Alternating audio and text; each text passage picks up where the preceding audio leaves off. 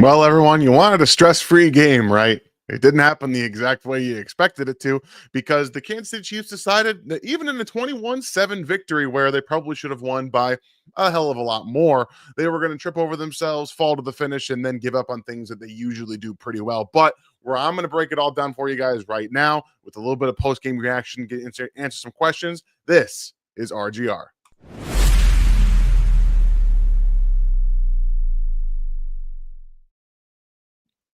Well, I don't know about you guys, but I never really felt like the game was out of reach, like they were gonna end up losing this game or win by a field goal or something like that. But it did not feel like a win should feel as usual, and that's just kind of how it is right now. But all in all, I think that this was another one of those weird football games that as the KCSN guys they do over there. They only play weird games. That's why they named their podcast that. They only play weird games, and this was a very weird football game where the defense balls out. They have one play broken up.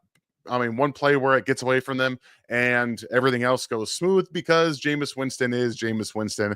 And at the end of the day, the offense didn't really care. And again, I know it's frustrating to watch. I was frustrated too. But overall, I think that this is fine. It's fine. No, it's not fine. It's frustrating as all hell, guys. It is. It absolutely is. I'm frustrated with the offense too, and I think that the big takeaway here is this is the big everyone, right? This is everyone wants to run the ball, right? They all want to do that. But I don't personally have an issue a ton with the throwing of the football. It's more of the execution of some of these things. And I think Worthy had a couple of drops here and there with some getting banged up on some of those plays on first down where they threw those little out routes to him and it was incomplete instead of second and short. So I think that the execution is more of what I was in it was more, mad about in terms of that not working out all the time. It wasn't so much not running the football because what happened to Kareem Hunt earlier this season, I think shows what the Chiefs want to do. They want to keep their running backs fresh for the postseason. And that's okay. I'm okay with that personally. Execution is still not great. But all in all, I want to give a hat tip to Joe Tooney and the offense design for Myles Garrett off the top. That was a very good, kind of everything we talked about in the game plan of how to go after him. You don't block him sometimes. You make him think. You run jet sweeps at him. You run a little bit of movement. You don't, again, don't block him. They take two tight ends. You double with him. There was no six offensive linemen, but I think that they did a really good job of executing that part of the offense and that part of the game plan because outside of some hits here and there, they obviously didn't get sacked today, but he got kind of banged up quite a few times. And that leads to a little bit more about Patrick Mahomes' play style than it does anything else. So again, it sucks to watch Patrick Mahomes get hurt in this game, and especially considering they play two more games in the next 11 days. That's not an ideal situation to have, but you're going to be playing with bumps and bruises down the stretch anyway. But overall, execution for that game plan for Myles Garrett was pretty good for me. And yeah, we'll get to Patrick Mahomes in the deep ball as well. Got a little not the gumdrop buttons from Prairie for you guys today. This is very good. It's delicious. Heavy as well. But yeah, you guys, Ryan's not here. He's got some obligations to deal with, and we got lots of notes to get to. So first and foremost, we will start off with Kyle, who was one of our first members in here, one of our only super chats at the beginning, and thank you very much for that for the 5. If Charles Davis says Turk Wharton went to Missouri State one more time, I'm gonna lose my mind. Missouri S&T, another great game for Big Turk. I'm gonna give him a little bit of a pass because ST in your head, if you hit it without the and, it's like state. So I understand that one for sure. It's more forgivable for me, excuse me, because of the S&T. So it is what it is, but I understand for sure, Kyle. Appreciate the support as always. Tactics, what's going on? Grr, everyone told Hicks to go down. Selfish. You know what? I'm okay with him running it back. I'm okay with it running back. He's a rookie. That's his second pick on the season, and it was the first one that he had room to move. So I'm okay with that. It's going to happen like that, but awesome. Him getting the interception right there. Also, hats off to Justin Reed for probably tipping it just enough over the wide receiver to get it to Hicks in that spot.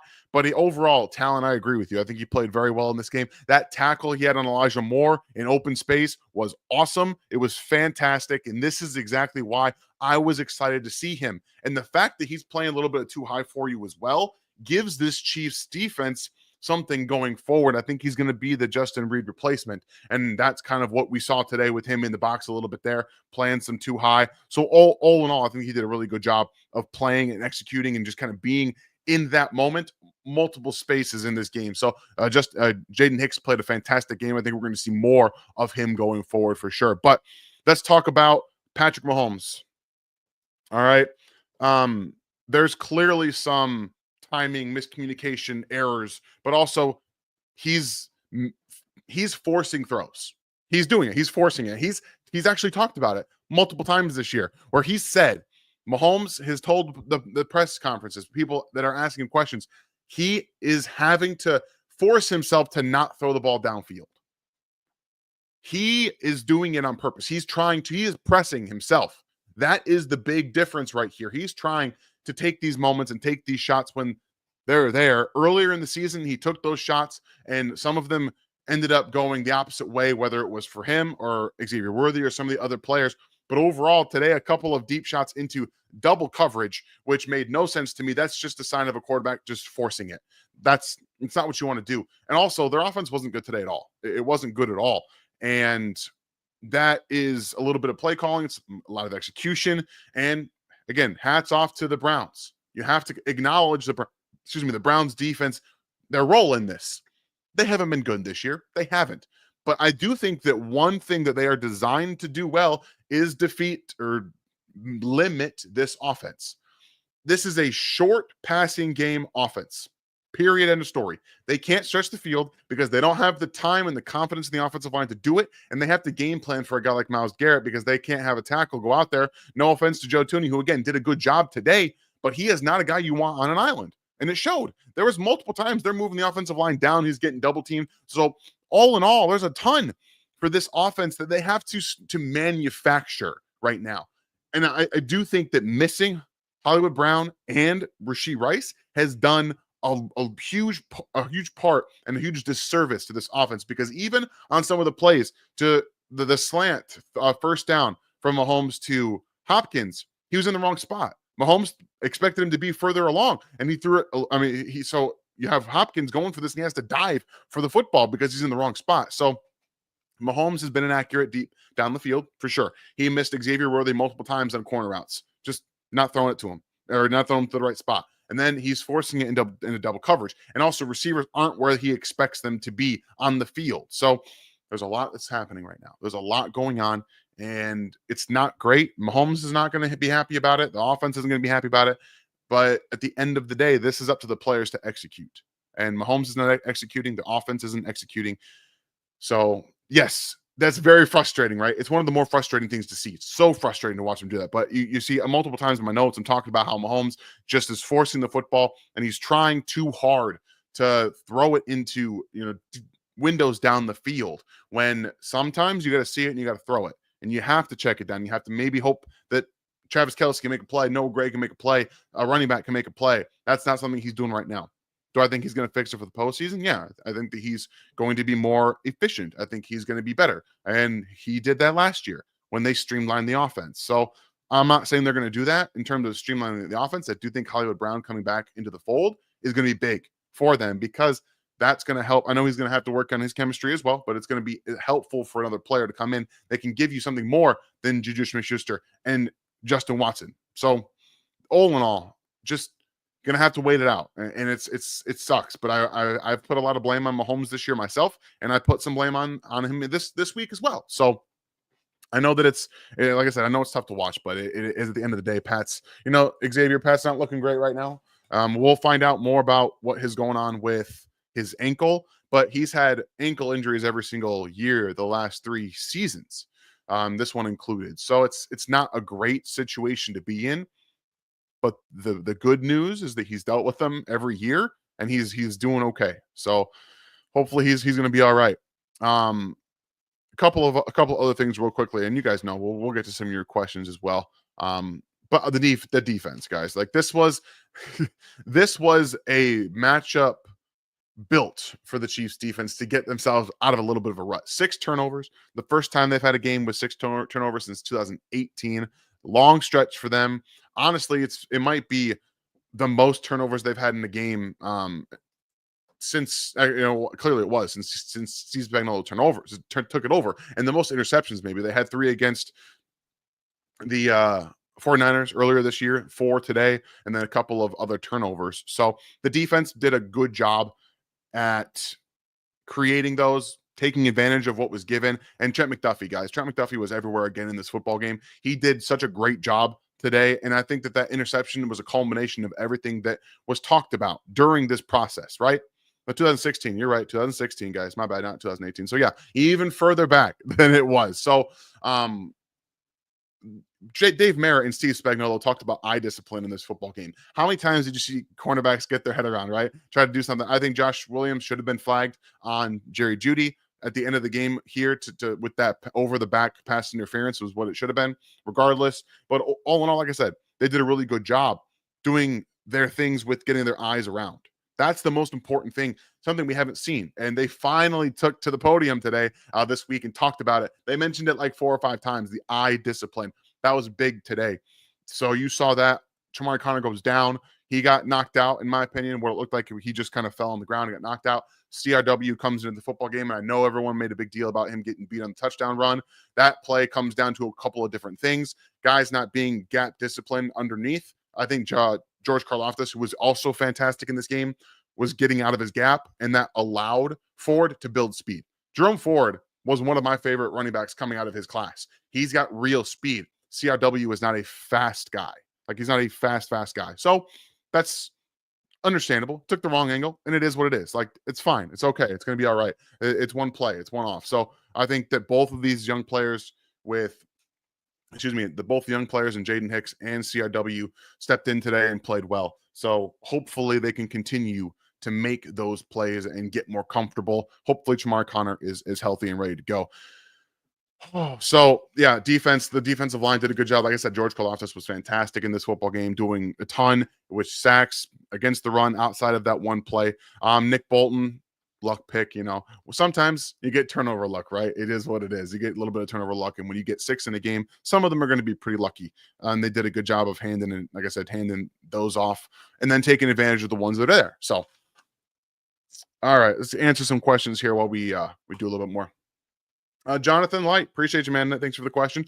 I don't know why we just said, forget it. We aren't going to run the ball in the second half. And now Mahomes is banged up and Nagy needs to go after the season. So again, we've talked about this ad nauseum.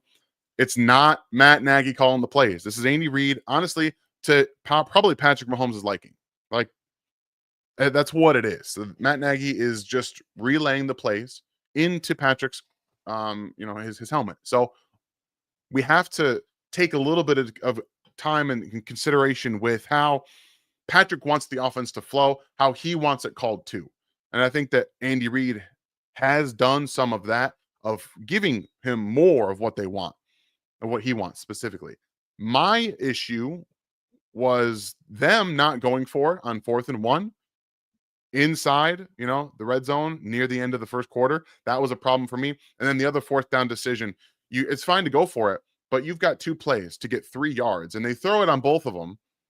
Maybe run one of them, and then, or just, on one of them. You get, it's probably on 3rd down, not one of them. You run on 3rd down, you see what you need on 4th down, and then you can run it again if you have to. But all in all, I'm not as mad at the play calling as other people are. I'm more mad at the execution. Some drops, some miscommunications, some issues with the execution on the offensive line there, and not getting their plays into the right spot. So the offense was not good today. I think that they had something around 14 drives.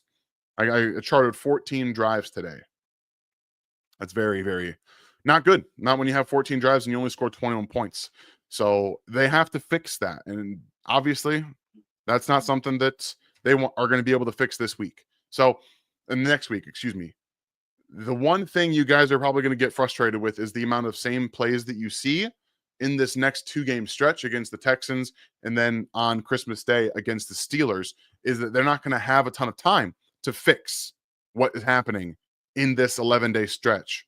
They're going to have to execute better. This is going to come down to execution. These games are not going to be won by, in my opinion, game planning. It's going to be about execution. They're going to have to be able to run a simplified offense. Maybe that helps them get into a groove, but overall, they have to run the ball better. They have to hopefully have your left tackle back, because I loved what Joe Thuney did today. He is a game stop-gap player.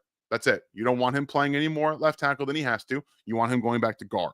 So they won the game. Let's talk a little bit more about some of the good things that we saw in this football game. But Jonathan, it's not so much on Nagy again, as we've pretty much continued to shout out as much as we possibly can. And again, the execution. I think that we saw more out of Kareem Hunt today than we have in a very long time. And near the end of the game, he started to, get run down, and it looked a little bit worse, more so because the Chiefs were running the football in obvious running situations. But early in the game, Kareem Hunt looked pretty good, and he had more juice against the Cleveland Browns. So that's what you want to see from your run game too. So all in all, I've been saying all in all, I know, but we're trying to get through lots of different things here with without Ryan here, who can take some of it. So. Dean, thank you for the question. So Andy won't go for it on 4th and 1, and Butker misses, then go for it on 4th and 3, and Mahomes gets hurt. I feel like some of these issues this year are coming from the sidelines as well. Why? Well, when you have a plan going into the season on offense and it completely gets derailed, well, what are you supposed to do? you gotta figure out different ways to make the offense work, make it functional, and streamline it a little bit for young players. Again, Worthy was put into a position earlier in the season that he shouldn't have had to be in. And, he's gotten better. He's gotten better with being where he needs to be on the field, running better routes. That route that he ran against Denzel Ward, one of the better corners in the NFL, that whip route on 3rd down was great. Got open. Nice little play from Carson Wentz throwing the football.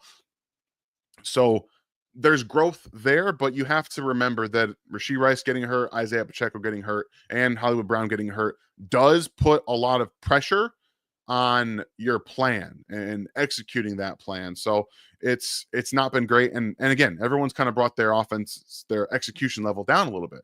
Mahomes included, the offensive line at times included, and players around them. No one's really executing at a high level on offense right now. So, and Andy Reid is, again, I'm more lenient with the play calling in this game, because I think that the execution was really lacking, and he can't be out there executing for them. So some of it was suspect, I agree, but like the 4th and 3, I kind of mentioned that already. With the 3rd and 3, you run the ball there and then go for it on 4th down if it's however much you get. Hell, maybe you even run the ball and you get it there. So that's for me, it's tough. It's tough seeing that, but appreciate the question, Dean. Kyle, appreciate another 5, man. Thank you very much for your support. Glad they short up left tackle with Thuney and extra help. That looked a lot better. What's going on with Mahomes deep ball, though? We don't have a question. We don't have an answer for the Mahomes deep ball. We don't have one. It's, again, a lot of it is forcing throws that don't need to be there. They don't really have anything that's open right now, and when they do, Patrick misses it, or the guy's in the wrong spot. It's been the same problem for the last 2 seasons, and I think it'll get better. Not maybe this year, but maybe next year. But growing into the offense with Xavier Worthy, Patrick not having that time to really be comfortable. Also, speeding up your process. He's probably seeing some ghosts sometime in the pocket, so he throws it a little bit earlier than he wants to, or he forces it when he doesn't have to do that. And all in all, it's a culmination of problems, right? When we talk about execution, one person out of 11 on the field can create a problem, or it can create a result, right? Defense also plays. We have to give some credit to the Browns defense. They did a good job. I don't think you saw many people open downfield in terms of one-on-ones. You saw some one-on-one wins and then safeties coming over. I think Justin Watson was open on the throw. Safety comes up late. Xavier Worthy was open on the throw. But when you watch him break to the outside, he's flattening it out, and Patrick is throwing it upfield towards the safety. That, to me, that's on Mahomes. Like, that's on him throwing it upfield when you have a receiver who's trying to help out his quarterback and flattening this out towards the sideline. I think that's a smart thing to do when you see you have out safety help up top. So the deep ball for Mahomes is, again, I think he's trying to force big plays when you have to take the 15, the 16-yarder sometime, and you don't get the 20-yarder that you might be able to think you can fit into a window. So just trying to execute that a little bit better. And I think that they're going to be able to. But again, growing pains, all that happens. Hollywood Brown's supposed to be back. He was back in practice on Friday. We'll see how it goes here. If you get DJ Humphries at left tackle and he can play comfortably, the offensive line can play better, and he can get more confidence that there's going to be a pocket for 3 seconds, I think you'll probably see some improvement. But what we've seen this season is probably going to be more of an issue on what they have overall, and just trying to have to stick it out. All right.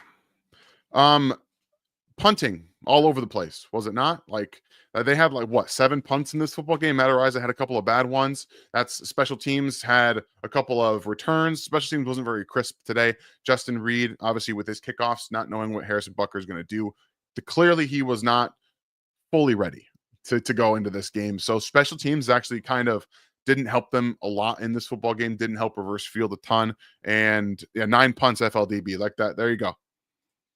9 punts. That is interesting. That is very interesting when you have an offense again against this team that you got to give them some credit, but they punted the ball 9 times. I don't even know how many 3 and outs they had. At least 4, 4 or 5 in this football game. Whew, that's rough. Man, I'm going to search for some more questions, you guys. Also, my wife gave me a great idea. It's pretty much her idea. We're going to be putting together a Chiefs bingo card. Okay. So crazy things that announcers say, Andy Reid being Andy Reid. Some players are, Patrick Mahomes mentions that he's a ex-baseball player, that his dad is a professional, stuff like that. We're going to be putting this whole bingo card together. So if you could get out of this or underneath the video in the comment section, leave some things that you want to see included in this bingo card. We'll get that going, because I think that, as you know, my wife and I were watching the game earlier today. We were talking about how, well, these things get said all the time, and how it would be funny to have that bingo card next to you, and every time, just scratch off Patrick Mahomes. Well, used to play baseball, or Travis Kelce's brother is Jason Kelce, who's now, with ESPN, things like that. I think that would be a lot of fun. So in the comment section, please give us some more ideas so we can fill out this bingo card, and then we can create some content for you guys off of that. Nub, what's going on? Thank you for the question. Why are we not going for it to end the half, needing a yard, half a yard on their 5, but we go for it, a 14, 4th and 3 in the 4th quarter at midfield? What the F? So, Andy Reid at that situation, again, thought going up 3 possessions made more sense when he thought about it more. I don't agree with it. Again, and then you look at how uncomfortable Butker felt. His knee buckled on that. So, sucks that he's in that situation. But overall, I think that the decision on the 4th and 3 to go up to give your offense some momentum, things like that, it is what it is. I don't got any problems with going for it on the 4th and 3. I thought that was fine. But overall, yeah, I think it was weird to not go for it on the 4th and 1. So now the Chiefs' number is 1. They win one more game, they're number 1 seed. They will have clinched if they are the number 1 seed. So that is a great thing to be in control of, right? You want to control your destiny, and that's going to give them help, right? That's what they want. They want to be able to be in control of the number 1 seed to get the bye, and then you have the rest. Then they can just really not care about the rest of the games, and that helps them. So I think that over the course of the next couple of games, right. If you guys correct me if I'm wrong, isn't it the net magic number is now down to 1? They just win one more game and they will be the 1 seed. Okay, you need Bills, Steelers lose. I think it was if the Bills lose to the Lions today and then they beat the Steelers, then they have that in. So it's 2 right now. Okay. Well, still they're down to a couple of games here. Bills obviously play the Lions. I think that Josh Allen scored a touchdown already in that game. So you guys can keep me updated on that. Either way, though, they are still in control of their destiny, very obviously. Texans is going to be a tough matchup next week, but the defense gave you a lot to like in this football game. Leo Chanel, fantastic play to get that fumble. They had 2 drives back to back that gave the Chiefs the football right back. They were able to score in the 3rd quarter, and because of the Nick Bolton pick luck right there, and then you get the fumble off of Nick Chubb, who seldom fumbles. that's huge confidence building for your defense, which kind of needs it at this point in time, coming off of a couple of games where they would give up some explosive plays here and there and got the Chiefs into situations where 1917 you don't want to be in. So I think that the defense is playing this game is a one that you want to build on. Very good five-man rush. They had 5 or 6 sacks in this game, which they haven't been able to do a ton of. And blitzing timely, some Steve Spagnuolo changing things up in the back end, dropping defensive linemen, sending some blitzers. So that was really cool to see them actually change up things a little bit. Oh, Chubb broke his foot. Whoo, that's not good. That's unfortunate.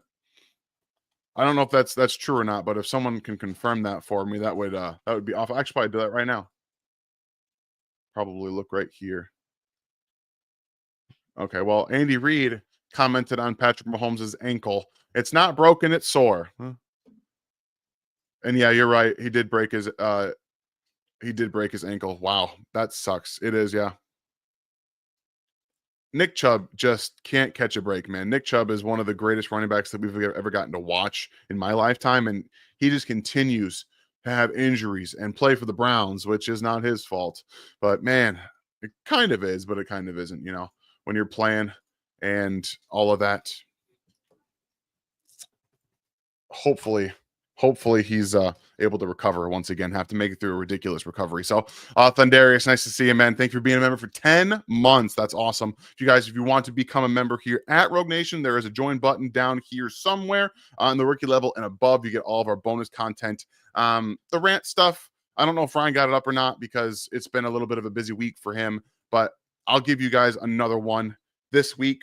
If I can get some time, we'll definitely have some frustrating things to talk about. But Dan out here holding down like a champ. Stud, thank you, man. It's not the easiest thing in the world. I know Ryan makes it look very easy as he's up here by himself. But all we do is try and make through here. So you guys got any other notes from your watching of the game? Because I mean, once again, Chris Jones was fantastic in this football game. He didn't get any sacks, but he was all over the field, getting pressures in Jameis Winston's face, creating sacks. Yeah, there you go, Rob. Run the damn ball. I'm okay with that. That's a good one. He probably would have been saying that as well. So you're not wrong at all in that situation. I think that I kind of mentioned it in I don't have an issue a ton with them running the football a little bit less and trying to throw it a little bit more. It just did not work out for them. So, but also, DeAndre Hopkins almost made one of the craziest catches I've ever seen. Almost made one of the craziest catches, right? That thing bounced off the ground, unfortunately, and then he was able to catch it. But that would have been insane if we got a highlight reel of him bouncing that around and then finding it in the air. It would have been great to see. At this point, do you guys think that Juju Smith-Schuster is doing very much outside of catching that touchdown? It doesn't feel like he's doing a whole lot in the games lately. So Hollywood Brown hopefully coming in this week will be able to take over some of that from Juju, who again should not be a full-time player at this point. He just shouldn't be. And that's hopefully with Hollywood Brown coming back into the fold, they'll be able to get some more explosivity, some more consistency at the wide receiver position. And as they get healthier, that's going to be the huge thing right now. I mean, Juju's fine for what he is. It's just I want to see a little bit more consistency from the wide receivers not named. Even more consistency from all of them. All of them involved. Maybe less time for Justin Watson as well, because that would help create just giving everyone a little bit more time, some rest on the sideline to keep them fresh. So, yeah, I agree, Rob. I love the aggression on defense too. Spags was just kind of all out blitzing him there for a little bit at a time in the second half where they were like, just go after Winston to see what he can do, and they ended up getting him pulled. So that's what you do. You find different ways to attack the quarterback, and different simulated pressures was a really good one for their defense. I do think that the Chiefs may have finally figured out what they're going to do at the cornerback spot. It's probably going to be in high leverage situations, Josh Williams, Najee Johnson, and Trent McDuffie all on the field at the same time.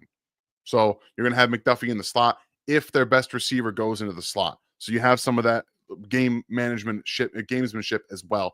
And They played pretty well. Obviously, McDuffie had a huge pass breakup there at the end of, or in the second half, the interception as well. He was all over the place, that great tackle. So he's starting to play high level football, and that's starting to feed into the energy of the defense as well. So Nick Bolton, a couple of big pressures, the sack with Tranquil there in the second half as well. Or just being able to have some of that in the tank really helps.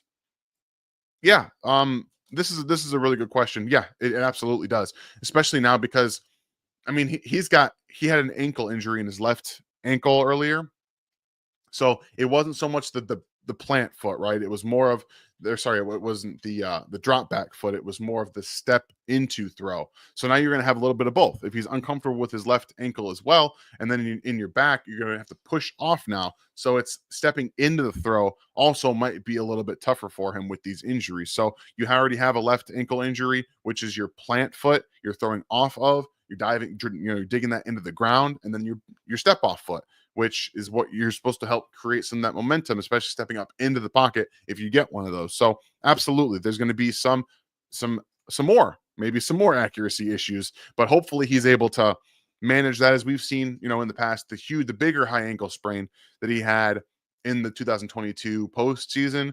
We didn't really see it affect his accuracy a ton. His mobility was clearly, obviously impacted. We'll see it if that's going to happen for Saturday, or see how heavily his ankle is taped on Saturday. So just hopefully that it doesn't impact that a ton, because that's really what the big problem would end up being, and having that. So what is your assessment of offensive line play with Thuney at tackle? Thuney at tackle. Thuney. Woo, Joe Thuney at tackle. I struggle at judging offensive line play. So I mentioned this a little bit. I think the offensive line overall executed their game plan very well. They moved the offensive line. They shifted down. They brought in some extra tight ends. They played again a lot of heavy 12 and 11 personnel in this game.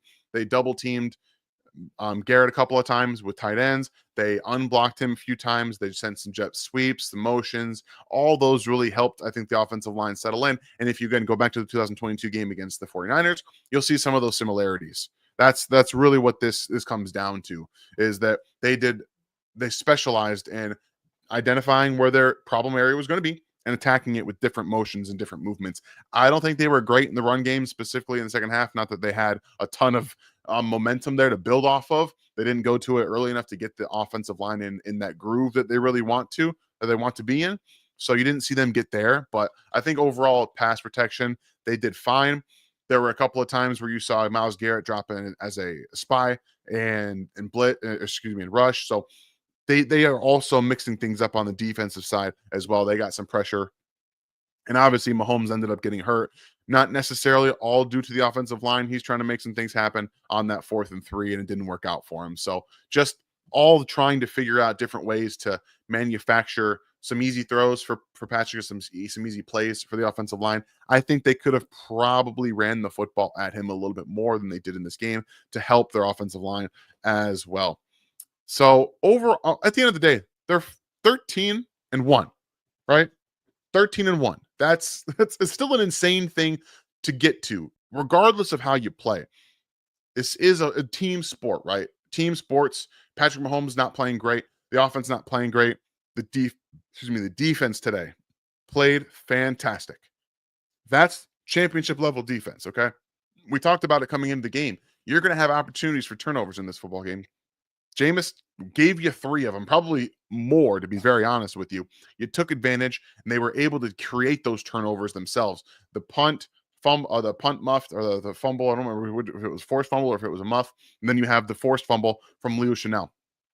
Those are exactly the kind of things that you want from the offense, or from the defense, that needed to kind of have a bounce back. And they weren't even playing that badly. Let's be honest. They allowed 17 points to the Raiders, 17 points to the Chargers, and Justin Herbert made some fantastic throws. They made some good plays in that game, but they weren't playing poor.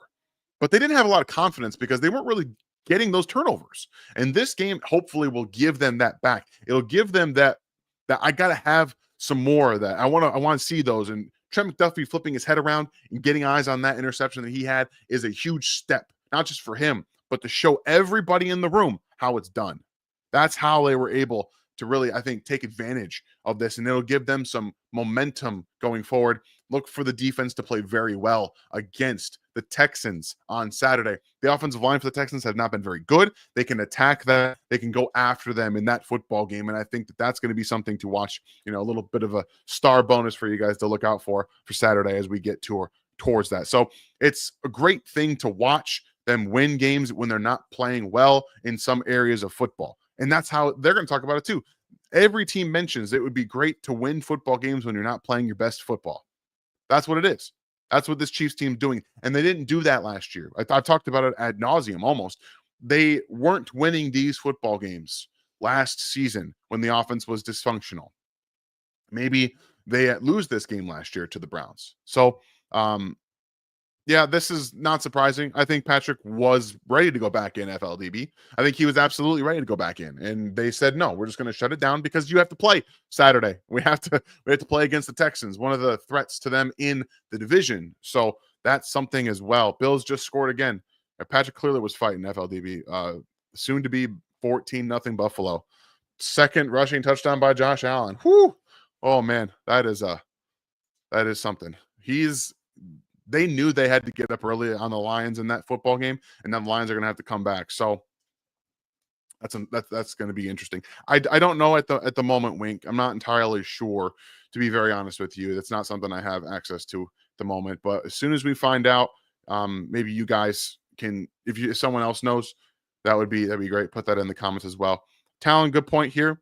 This was the simulated pressure I was talking about, where they actually dropped both defensive tackles. They brought in CRW on a blitz, and Charles Menehue just wins his one-on-one on the outside, gets that strip sack. So that was a really good win for them, but that shows the complexity of the defense, because when you're taking those defensive tackles and you're dropping them into coverage, you're taking away those quick throws over the middle of the field, and then Jameis Winston sees that blitz coming, and by the time he sees it, it's already too late because Charles Menehue is won. So that's on NBC. All right, cool. But yeah, so Talon, it's a good call out from you. Appreciate y'all in the chat saying what it was on. I probably should have known it was on NBC. That would have that's something I probably should know. So game balls. Let's go ahead and give it to one of first all here. I want to again shout out Joe Thuney coming in a tough spot against one of the best rushers in the NFL, not giving up a sack. Yes, he got lots of help. Yes, they double teamed a couple times with tight ends. Yes, they did a lot of different things to create easier opportunities. But in the moments where he was one-on-one with Myles Garrett and he was getting beat, did you ever see him get beat cleanly? He never got beat cleanly, maybe one time in this game. So Joe Thuney, hats off. You did a fantastic job of holding your own. No offense to you, I don't want to see you at left tackle on Saturday.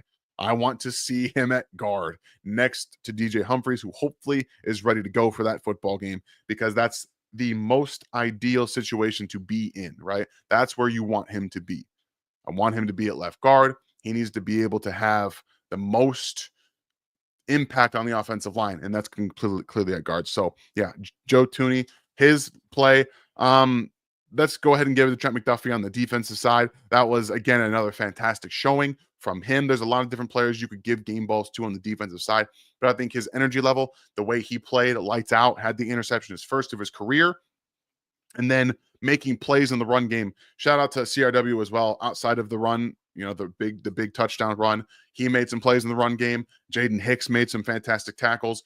Tackling on this team is better in the last 2 seasons than we have ever seen it in Kansas City, specifically as Patrick Mahomes as the quarterback. It has not been this good. They are such sound tacklers. It's great to watch them do that. So Trent McDuffie making fantastic plays. And what do you guys? I want you to know, and I want to know who you're going to give your game balls to.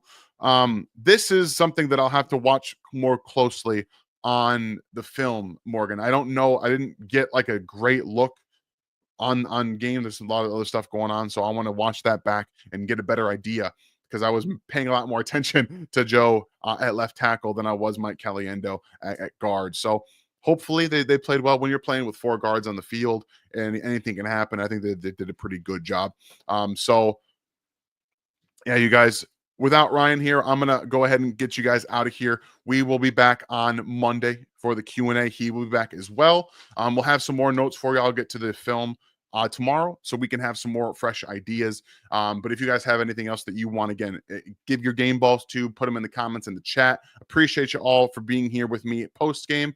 Go enjoy the rest of the games. Maybe you'll see a better game between the Bills and the Lions than it stands right now. Maybe they'll go down the score and give you guys a better game in the afternoon slot. So appreciate y'all being here once again. Have a great rest of your day, and we'll see you guys tomorrow on the Q&A. Thank you. Talk to you guys later.